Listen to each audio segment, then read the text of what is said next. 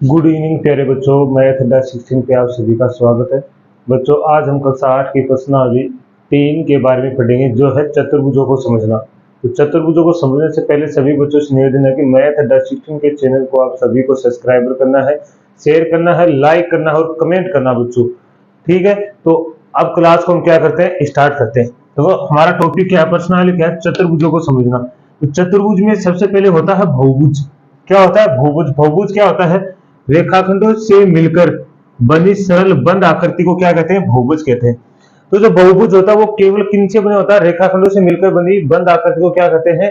बहुभुज कहते हैं। जैसे मानो ये वाला त्रिभुज, ये देखो ऐसे, ये कोई बहुभुज नहीं कहलाएगा बच्चों, क्योंकि रेखाखंड है तो रेखाखंड, लेकिन क्या है, रेखाखंडों से मिलकर बंद आकृति है क्या?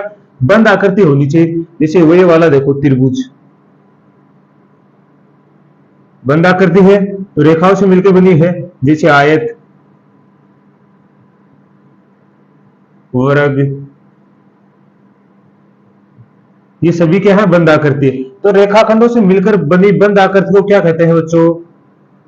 क्या कहते हैं? बहुभुज कहते हैं।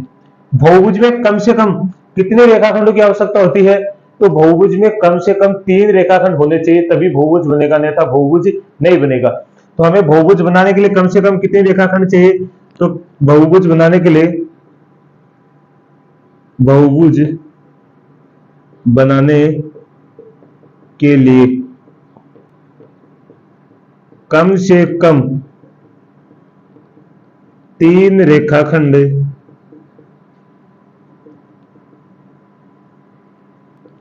आवश्यक है। कम से कम बच्चों 3 रेखाखंड होने चाहिए, तभी हमारा बहुभुज बन पाएगा, अन्यथा बहुभुज नहीं बन पाएगा। तो आपको बहुभुज की डेफिनेशन आपने देखी है कि क्या होती है? रेखाखंडों से मिलकर बनी सरल बंद आकृति को क्या कहते हैं? बहुभुज कहते हैं। इसे बहुभुज एक त्रिभुज हो सकता है, वर्ग हो सकता है, आयत हो सकता है, इनमें से कोई भी बहुभुज, पंचभुज हो सकता है, षटभुज हो सकता है, ये सभी क्या है? बहुभुज है। तो बहुभुज के बाद में आता है बच्चों, बहुभुज होते कितने प्रकार के हैं, तो वो पढ़ेंगे। एक बार आप इसका स्क्रीनशॉट लीजिए। तो आप देखो बहुभुज,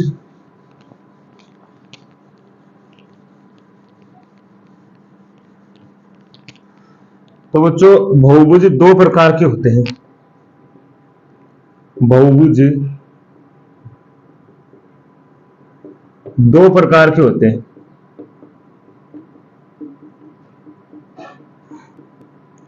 कौन से होते हैं? एक तो होता है उत्तल बहुभुज, उत्तल बहुभुज।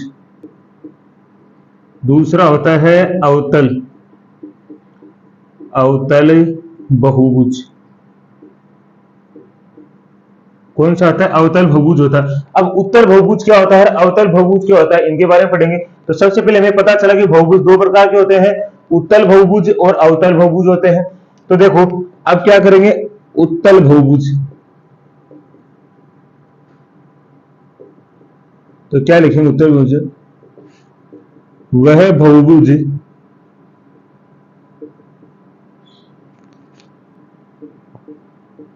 जिनके बनने वाले कोने या बनने वाले विकिरण भी लिख सकते हैं, बनने वाले विकिरण अंदर की ओर हो, या बनने वाले कोणों के कोने बाहर की ओर हो। मतलब वह बहुभुज जिनके बनने वाले विकिरणों अंदर की ओर, बनने वाले विकिरण है वो अंदर की ओर हो। मतलब जो ऐसे मानो ये वाला एक आयत हो गया। अब देखो इसके जितने भी विकिरण बन रहे हैं वो अंदर की तरफ बन रहे हैं, अंदर की तरफ बन रहे हैं कि नहीं बन रहे हैं? तो ये क्या हमारा एक उत्तल बहुभुज है। जैसे मान लो ये वाला एक ये आकृति हो गई, तो देखो ये आकृति क्या नहीं है? एक उत्तल बहुभुज नहीं, क्योंकि जो इसका जो विकिरण है वो बाहर की तरफ ऐसे बन रहा है। बाहर की तरफ नहीं होना चाहिए, किसकी तरफ होना है? अंदर की तरफ होना चाहिए।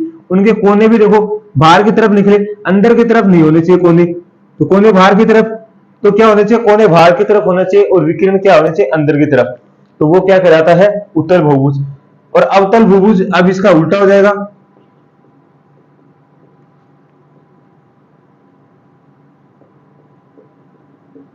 वह बहुभुज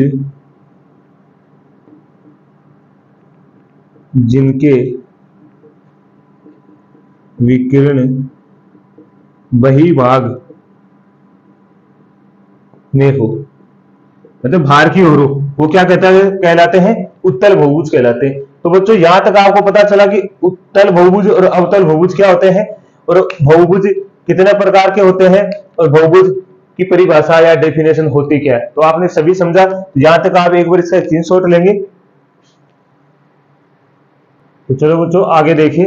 अब आगे देखो, तो हमारे पास दो बहुभुज और होते हैं, कौन से, सम बहुभुज और एक होता है विषम बहुभुज। सम बहुभुज क्या होते हैं और विषम बहुभुज क्या होते हैं, तो उनके बारे में पढ़ेंगे। तो सम बहुभुज, इसकी पहले डेफिनेशन लिख लेते हैं। वे बहुभुज जिनकी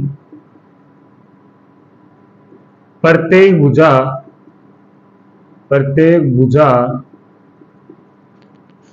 व कोण, या फिर ये लेंगे प्रत्येक भुजा समान होती है, प्रत्येक भुजा समान होती है, प्रत्येक भुजा समान होती है। वे बहुभुज जिनकी प्रत्येक भुजा समान होती है, या प्रत्येक कोण क्या होता है, या प्रत्येक कोण समान होता है, प्रत्येक कोण समान होता है, वो क्या कहलाते हैं, समभुज। जैसे ये वाला देखो क्या है, समबाहु, इसका प्रत्येक कोण कितना 60 डिग्री का होता है, और प्रत्येक भुजा भी क्या होती है, समान होती है। ये क्या है, समबाहु त्रिभुज। ये समबाहु त्रिभुज है, इसकी प्रत्येक भुजा क्या होती है, समान होती है, प्रत्येक कोण भी क्या होता है बच्चों, समान होता है। दूसरा जैसे वर्ग, जो वर्ग होता है इसकी प्रत्येक भुजा क्या होती है, समान होती है बच्चों, और प्रत्येक कोण भी कितने डिग्री का होता है, 90 डिग्री का। तो इसका मतलब ये क्या है, वर्ग। तो ये क्या कहलाते हैं, समबहुभुज, जिसकी सम मतलब समान, सभी भुजाएं समान और प्रत्येक कोण क्या हो, समान, वो क्या कहलाते हैं, समभुज कहलाते हैं। अब विषम बहुभुज, वे बहुभुज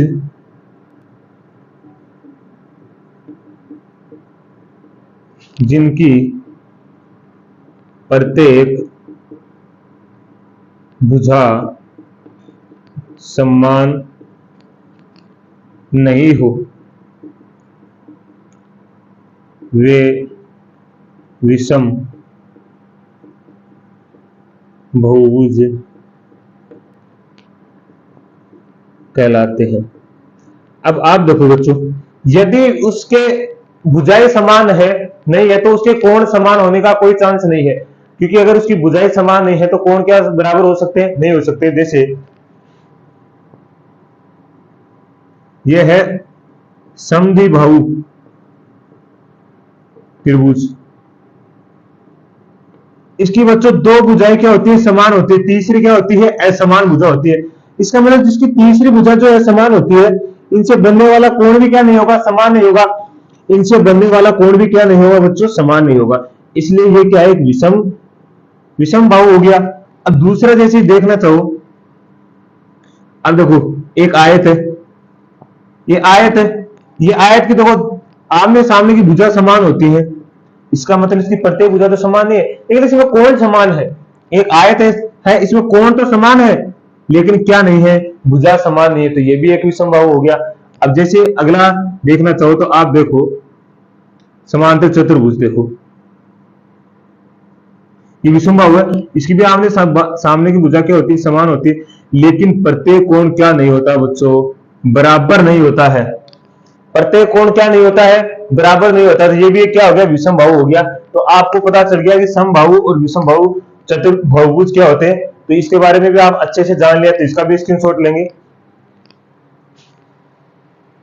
तो चलो बच्चों अब हम प्रश्नावली को स्टार्ट करते हैं। प्रश्नावली का पहला क्वेश्चन है, यहाँ कुछ आकृतियां दी गई हैं, उनको समझना है और उसका उत्तर बताना है। प्रत्येक का वर्गीकरण निम्नलिखित आधार पे। इसने पहले पूछा, बोलो साधारण वक्र।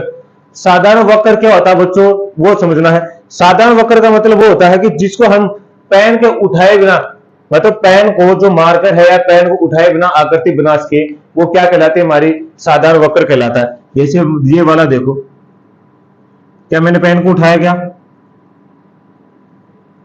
क्या पेन को उठाया गया? बिना पेन उठाए जो भी आकृति बनेगी वो क्या कहलाएगी, साधारण वक्र। जैसे ये वाला, क्या मैंने पेन को उठाया, इसमें नहीं उठाया है। जैसे ये वाला कोई और देखिए, जैसे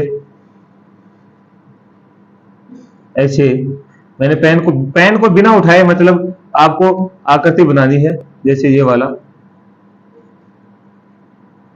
क्या मैंने पेन को उठाया, क्या बिना पेन को उठाए, बिना पेन को उठाए जो बनने वाली सभी की सभी आकृति क्या कहलाती हैं, साधारण वक्र कहलाती हैं। क्या कहलाती हैं, साधारण वक्र कहलाती हैं। तो ये देखो बच्चों, इसमें साधारण वक्र कौन सा है, पेन को बिल्कुल नहीं उठाना। तो यहां देखो, यहां से देखो, ये हम इसको शुरू करते हैं। तो क्या हमने पेन को उठा रहे हैं, क्या बिल्कुल पेन को नहीं उठा रहे हैं, तो इसका मतलब ये क्या कहलाएगी, साधारण वक्र।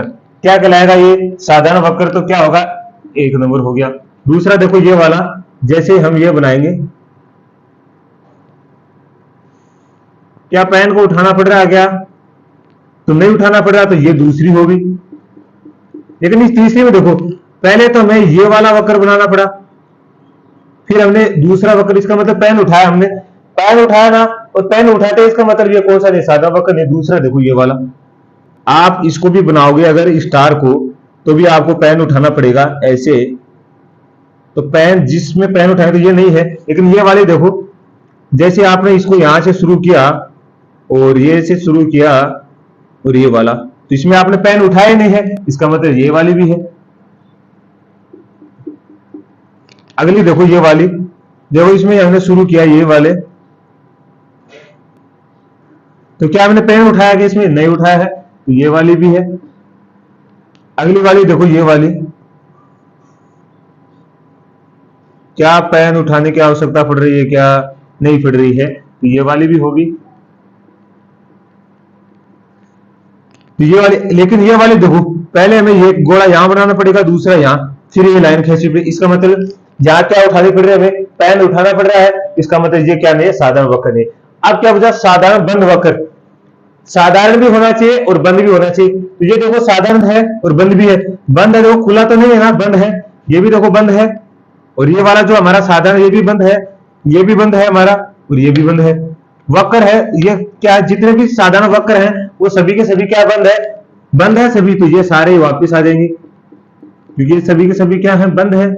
तो हमारा जो उत्तर आया है ना, वो ही वापस आ जाएगा। जितने भी साधारण वक्र है वो क्या है, बंद है। तो इसका मतलब ये हो गया। अब बहुभुज, बहुभुज मैंने आपको समझाया था, आकृतियों से, रेखाखंडों से मिलकर बनी बंद आकृति को क्या कहते हैं, बहुभुज कहते हैं। तो यहां देखो, ये रेखाखंडों से मिलकर बनी है, क्या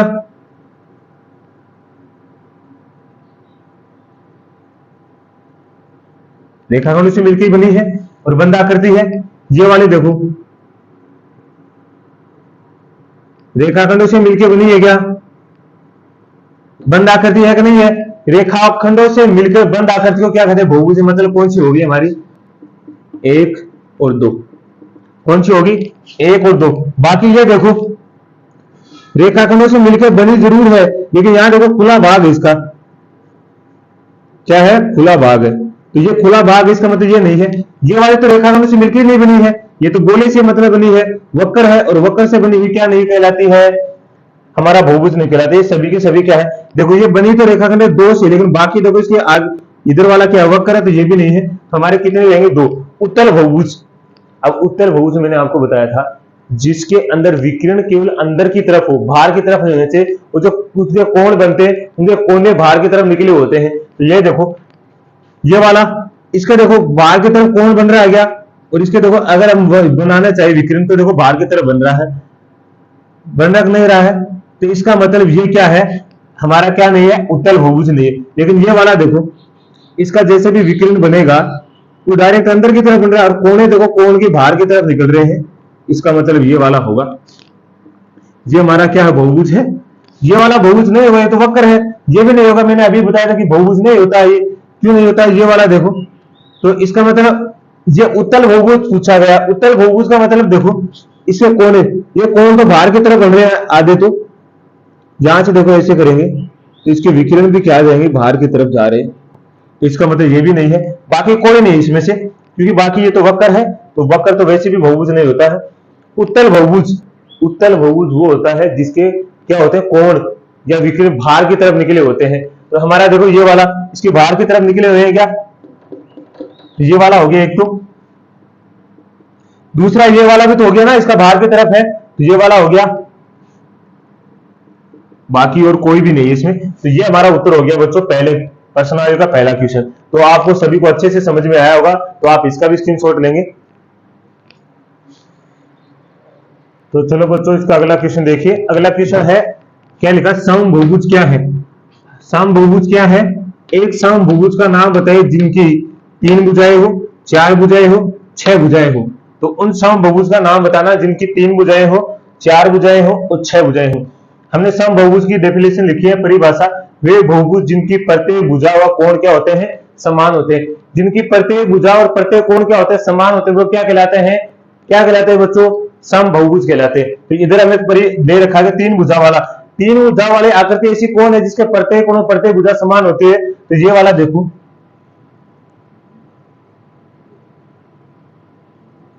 60 डिग्री, 60 डिग्री और 60 डिग्री, और प्रत्येक भुजा भी क्या होती है इसकी, समान होती है। क्या कहलाता है?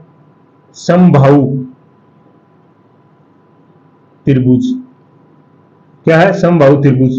तो हमारा पहला हो गया कि समबाहु त्रिभुज ऐसा है जिसकी तीनों भुजाएं क्या समान क्या होती है, समान होती है, प्रत्येक कोण भी क्या होता है, समान होता है। अब 4 भुजा वाला कौन होता है जिसकी प्रत्येक भुजा प्रत्येक कोण समान होता है? तो आपको याद होगा, तो वर्ग। क्या होता है बच्चों? वर्ग। वर्ग, वर्ग का क्या होता है? प्रत्येक कोण कितना डिग्री का होता है? 90 डिग्री का होता है बच्चों। और प्रत्येक कोण भी क्या होती है, प्रत्येक भुजा भी क्या होती है, समान होती है। तो हमारा दूसरा हो गया 4 भुजा वाला वर्ग। अब 6 भुजा वाला षटभुज होता है बच्चों। क्या होता है? षटभुज, जिसकी देखो इसकी प्रत्येक भुजा समान होती है और इसका प्रत्येक कोण भी क्या होता है, समान होता है। तो जो हमारा षटभुज होता है वो क्या होता है बच्चों, समान होता है उसकी प्रत्येक भुजा। तो षटभुज है उसका प्रत्येक कोण क्या होता है, समान होता है। ठीक है, ये कौन सा है? षटभुज।